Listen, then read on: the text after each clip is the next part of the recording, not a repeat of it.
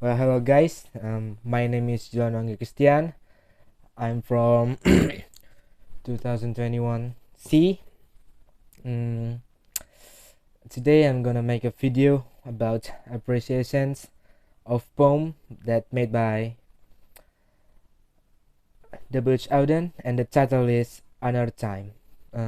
Before we started, um, please please enjoy my video. If I said something wrong or there is a noise in this video, I'm so sorry for it. So let's be started. The first I'm gonna explain is about the background of Auden. Auden, or you can call it Winston Hughes Auden. He was born in York, England on February 21 on 1907. He moved to Birmingham during childhood and was educated at Christ Church, Oxford. And then, as a young man, he was influenced by the poetry of Thomas Hardy and Robert Frost, as well as William Blake, Emily Dickinson, Gerard Manley Hopkins, and Old English verse. Just for your information, the poets that I mentioned is all of them are famous works. They have famous poems, and they are famous in in that time. Um, let's we continue. At Oxford, his preciosity as a poet was immediately apparent, and he formed lifelong friendship with two fellow writers, and the friend is Stephen Spender and Christopher Asherwood. And then in 1928, Auden's collections poems was privately printed, but it wasn't until 1930 when another collection titled Poems, though its content were different, was published, that Auden was established as the leading voice of a new generation. Ever since, Auden has been admired for his unsurpassed technical virtuosity and an ability to write poems in nearly every imaginable verse form. The incorporation and his work of popular culture, current events, and vernacular speech, and also for the vast range of his intellect, which drew easily from an extraordinary variety of literatures, art forms, social and political theories, and then scientific and technical information. He had a remarkable wit, and often mimic and writing styles of other poets such as Dickinson's, W.B. Yeats, and then Henry James. His poetry frequently recounts literary or metaphorical journey or quest, and his travels provide rich material for his verse. uh, W.H. Auden is very famous and have a lot of famous friends in that time. Even that he is school at the famous school, and he is still smart in the school. So when and the next is continue the Auden backgrounds. Auden visited Germany, Iceland, and China, served in Spanish Civil War, and then in 1939 moved to the United States, where he met his lover, Chester Kalman. It is his wife, Chester Kalman, and became an American citizen. So before he met his love, Chester Kalman, he lived in England. So when he met Chester Kalman, his love, so he moved to America and become a American citizen. His own belief changed radically. His own belief changed radically between his youthful career in England, when he was an ardent advocate of socialism and Freudian psychoanalysis, and his later pace in America, when his central preoccupation became Christianity and the theology of modern Protestant theologians. A prolific writer, Auden was also known as a playwright, librettist, editor, and essayist. Generally considered the greatest English poet of the 20th century, his work has exerted a major influence on succeeding generations of poets on both sides of Atlantic. And then W.H. Auden also served as a counselor of the Academy of American Poets from 1954 to 1973 and divided most of the second half of his life between residence in New York City and Australia. He died in Vienna on September 29 and the year is 1973.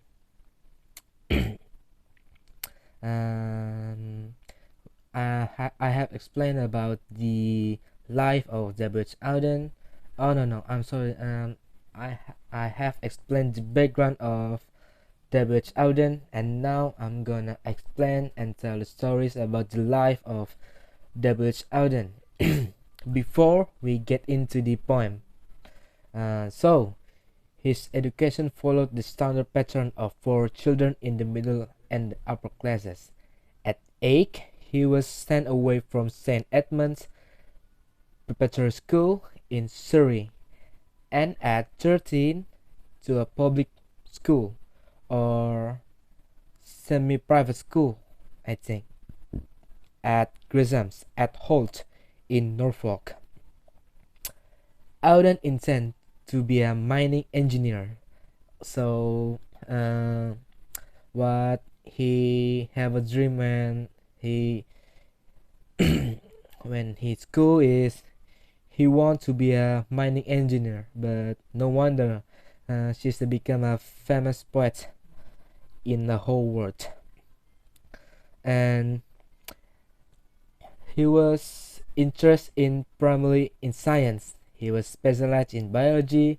By 1922, he had discovered his vocation as a poet. So before it all started, he had many dreams besides the poets or poems writers. But in 1922, he has discovered his vocation or his passion as a poet. And 2 years later, his first poem was published in public school first, and then in 1925 he entered the University of Oxford, or in that time they call the school is Christ Church, where he established a formidable reputation as a poet and sage, having a strong influence on such other literary intellectuals as C.D. Lewis. C.D. Lewis, a poet laureate in 1968. Louis MacNeice and then Stephen Spender, who print by hand the first collections of Auden's poems in 1928. Though their names were often linked with his as poets of the so-called Auden generation, the notion of an Auden's group dedicated to revolutionary politics was largely a journalistic invention upon graduating from Oxford in 1928. Auden, over a year abroad by his parents, chose Berlin rather than the Paris by which the previous literary generation had been fascinated. He fell in love with the German language and was influenced by its poetry. So W.H. Auden is living everywhere, in England and then in Germany and then in America. So besides influenced by poetry, and then he influenced by cabaret songs and then plays, especially those by Bertolt Brecht, and he returned to become a schoolmaster in Scotland and England for the next 5 years. There's a long story life for Jabesh Auden, and he have a many unique and amazing stories in his life. In his collect short poems, Auden divides his career into the four periods. The first extends from 1927, when he was still an undergraduate. So at 1927, he not yet graduated from his schools. Through the Aratus of 1932, the curate paid on both sides, which along with poems established Auden's reputation in 1930. Best reveals the imperfect diffuse but fascinating amalgam of materials from the Icelandic sagas, Old English poetry, public school stories, Karl Marx, Sigmund Freud, and other psychologists, and schoolboy humor that enters into all these works. These poems are uneven and often obscure, pulled in contrary directions by the subjective impulse to fantasy, thematic and unconscious, and the objective impulse to a diagnosis of ills of society and the psychological and moral defects of the individual who constitute it. Though the social and political implications of the poetry attracted most attention, the psychological aspect is primary.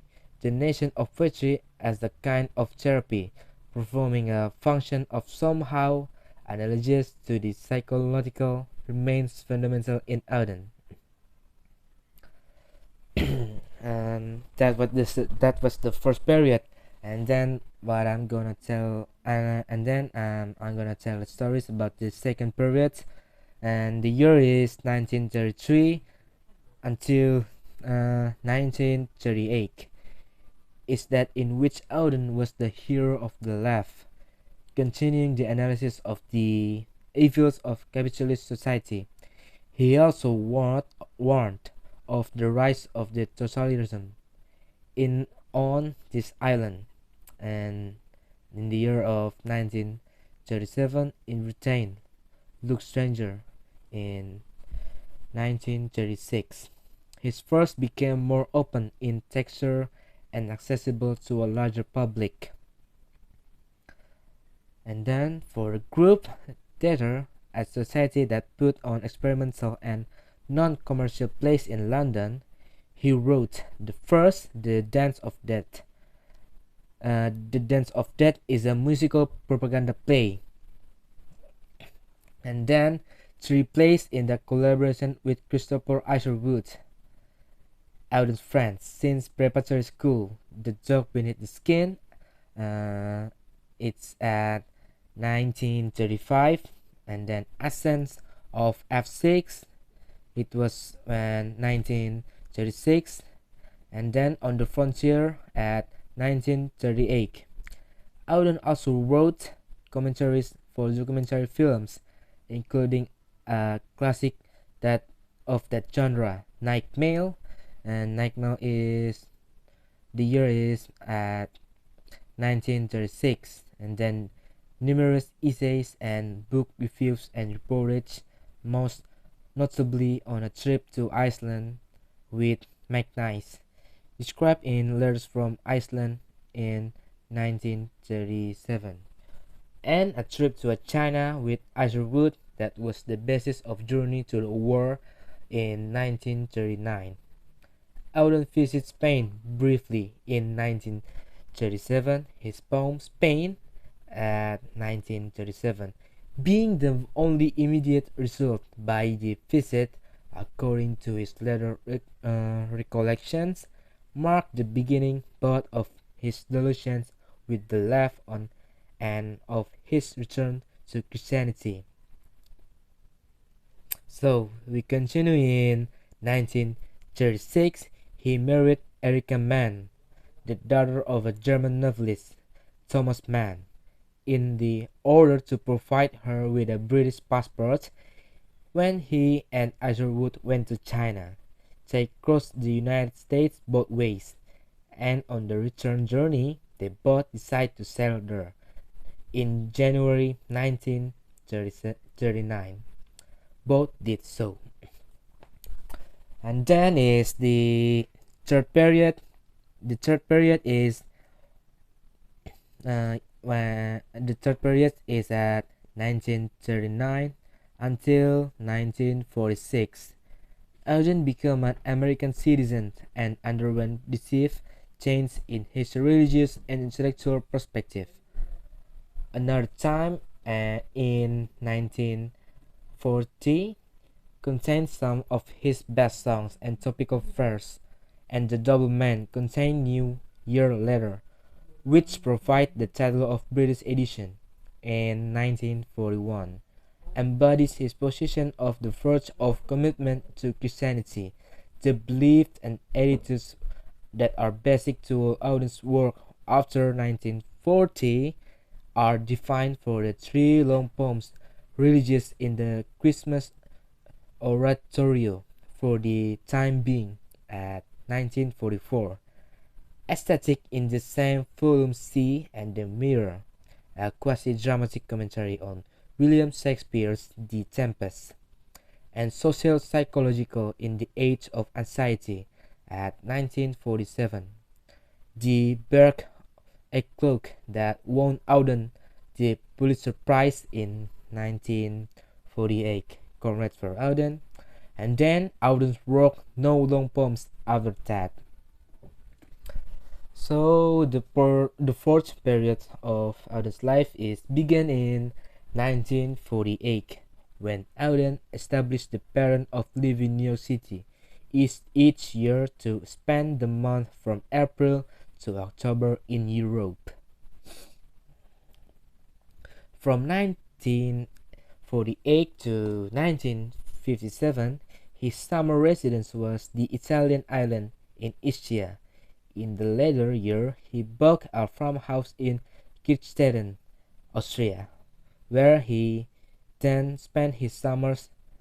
In The Shield of Achilles, in 1955, Homage to Clio, 1960, About the House, 1965, and City Without Falls at 1969 are sequence of poems arranged according to an external pattern, canonical hours, type of landscape, and then room of a house.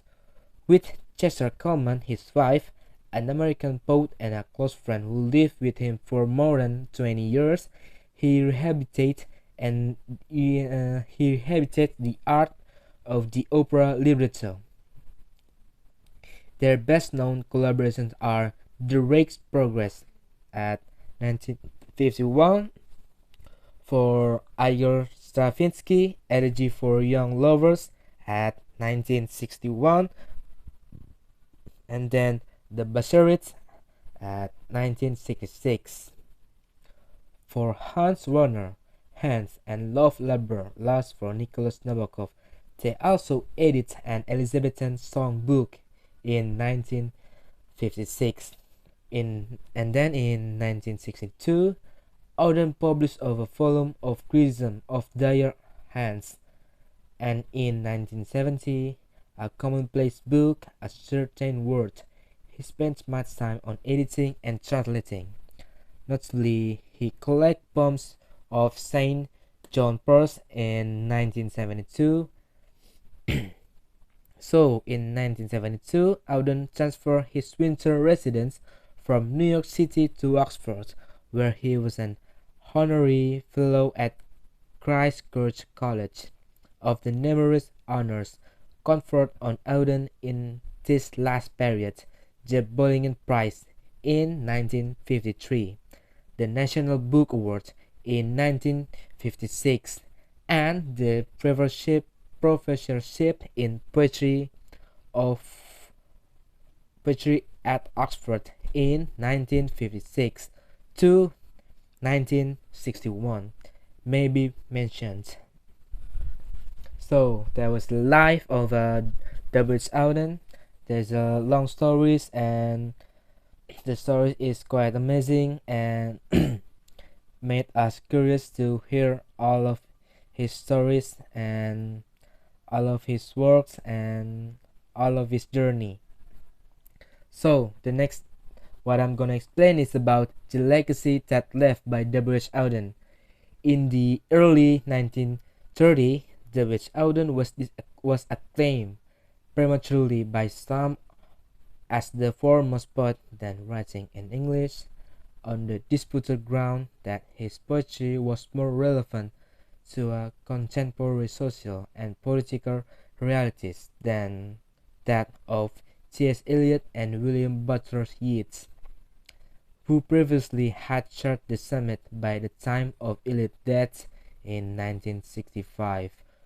Poor Eliot, because he is dead in that time. However, a convincing case could be made for assertion that Auden was indeed Eliot's successor, as Eliot had inherited sole claim to supremacy when Yeats died in 1939. Auden was a poet far more copious and varied than Eliot and far more uneven.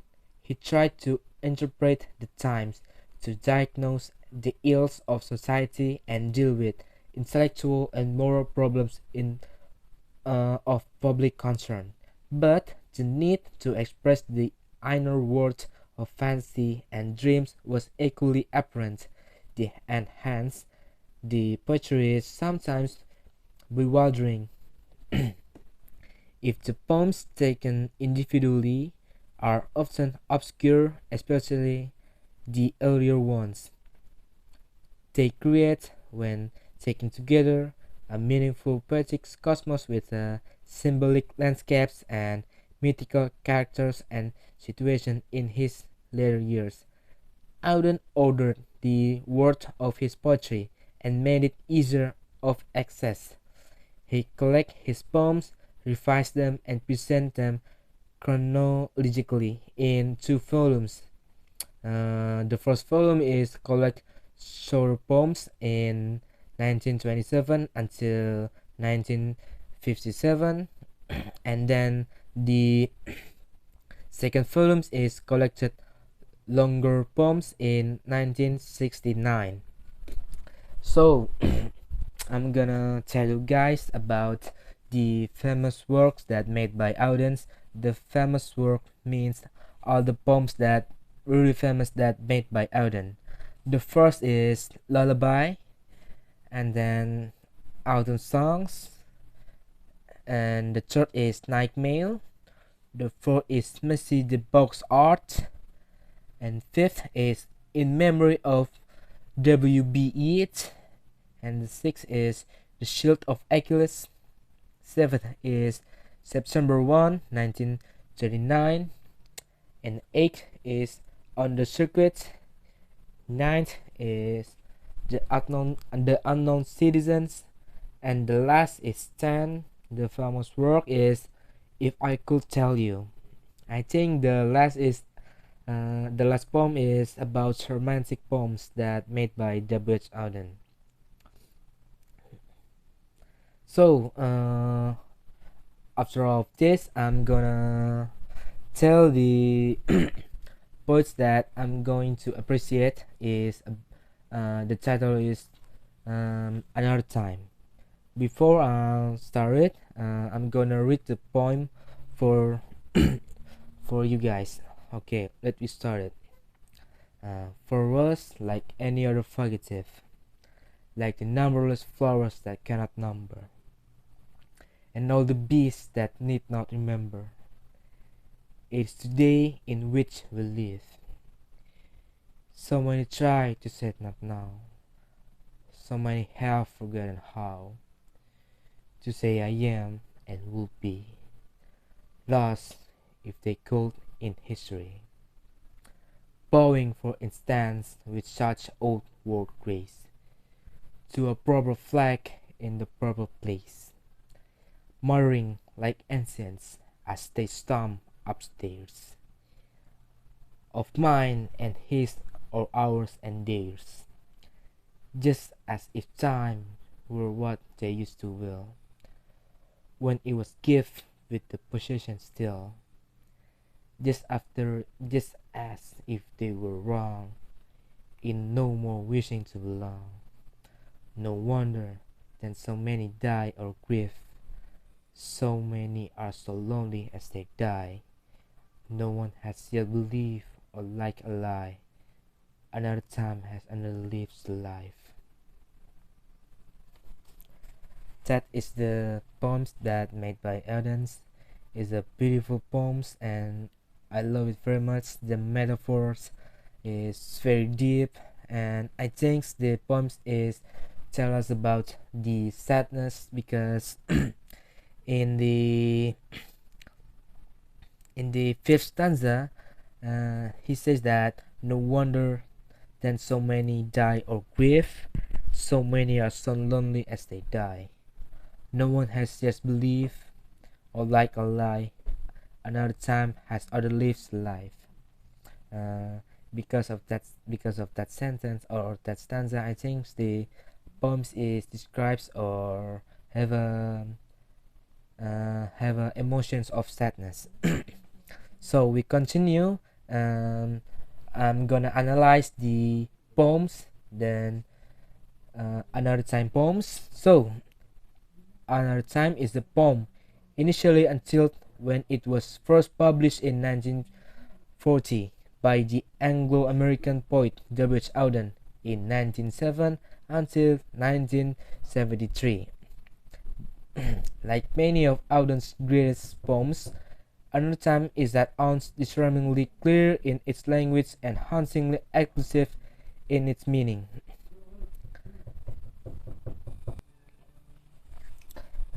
Okay, we continue it.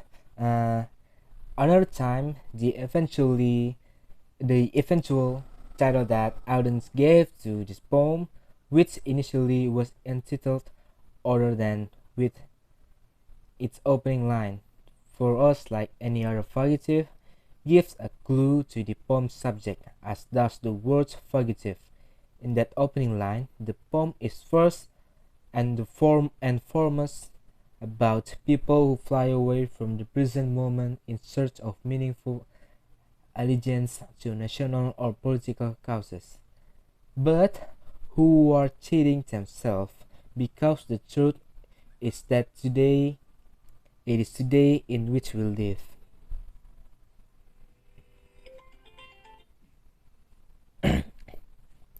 However, as Auden continues, the problem is that many people would rather forget here and now.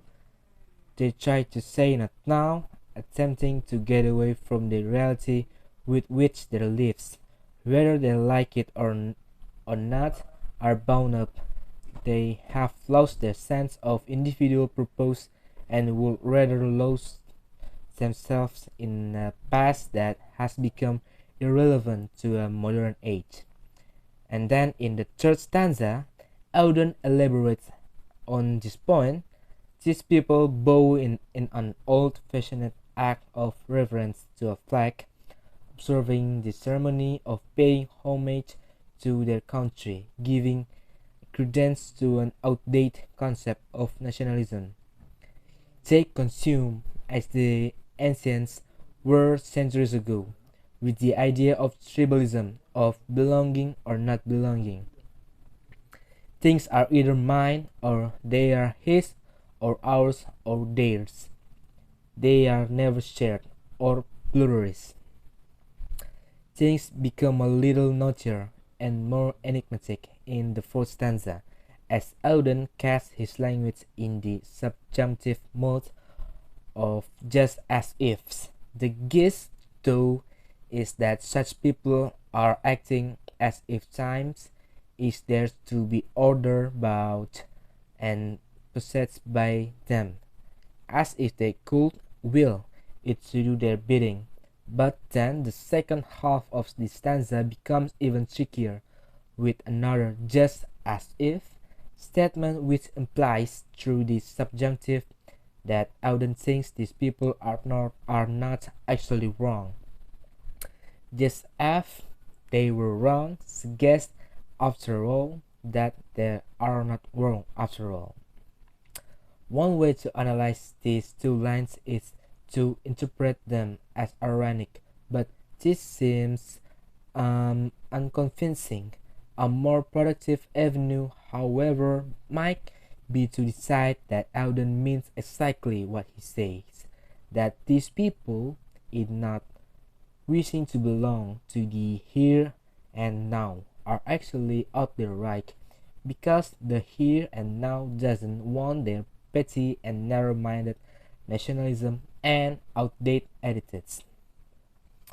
And then the final stanza, the fifth stanza, the analysis another time sees Auden up acknowledging with characteristic sympathy the plight of these people. They die lonely and alone, feeling as though they are out of sync with their time, and they die of grief because the world is not the world they wish to live in. But the second half of this final stanza still observes that the world these people wish to will back into existence is a lie, and no one has said like a lie. This brings us to the final line of the poems, which provides its title, Another Time Has Other Lives to Life. That final line at once personifies time, although Auden retains the lowercase on time, refusing to give us some hackneyed old idea of old father time, suggesting that it is too busy living its my own life somewhere else, but in the line also hints at all those lives, all those people, especially younger, more pluralist and internationalist people who want to move to away from outmoded ideas of nationhood and to a new way of thinking about citizenships and belonging. Another time in this analysis of the line has lots of other lives it needs to make it live. Of course, Auden's lines are crisp and succinct, where are analyzed or attempt paraphrase of them must be blurred and conflated, making a mockery of his syntax. But that's the beauty of poetry. It doesn't obey the usual rules of language and sentence structure, as T.S. Eliot observed first its own system and punctuation. Nevertheless, a few puzzling things about Another Time remain. For instance, that penultimate line, no one has yet believed or like a lie. This seems like an odd thing for the poet who elsewhere wrote about Hitler's Germany that we have seen an mirrored face or ecstatic from one lie. Hitler's idea of nationalism was a lie that millions of Germans have been conned to believing, so how could Auden have written just a few years later that nobody has ever believed a lie? Is there an unspoken word no one dissent has yet believed or like a lie? Or is he questioning whether anyone truly believes such ideas, that those who bow reverently to a flag might tell themselves to believe in their country, but they know deep down that it's not true, like a Kristian with very shaky faith? This is not an easy question to answer, and it remains perhaps the most troubling aspects of Auden's poem. Okay, to conclude on firmer ground, we might observe the curious verse from Auden's used from Another Time. The poem is written in quatrains, throughout, so far so consistent, but although the first stanza is rhyme, albeit with half rhyme or pararhyme on number and remember. The next three stanzas are all in rhyming couplets. AABB, however, we turn to the enclosed or envelope rhyme for the concluding stanza, with grief and leave being examples of pararhyme this time. So the last one is essentially this means that two stanzas which bookend the poems are envelope rhyme, and the whole poem is a sort of massive envelope with the same palindromic structure being used for the whole poem, as well as for these individual two stanzas. There are sense of deflations and disappointment, even thanks to the ABBA stanzas. Association with Tennyson in memoriam, and elegiac air to them, for a poem like Other Times about the death of an old way of living and believing. So that's all the poem appreciation from me. If I made a mistake or something wrong, please forgive me. That's all from me, and here's the text, here's the video. Enjoy it, and thank you for watching until the end. Thank you.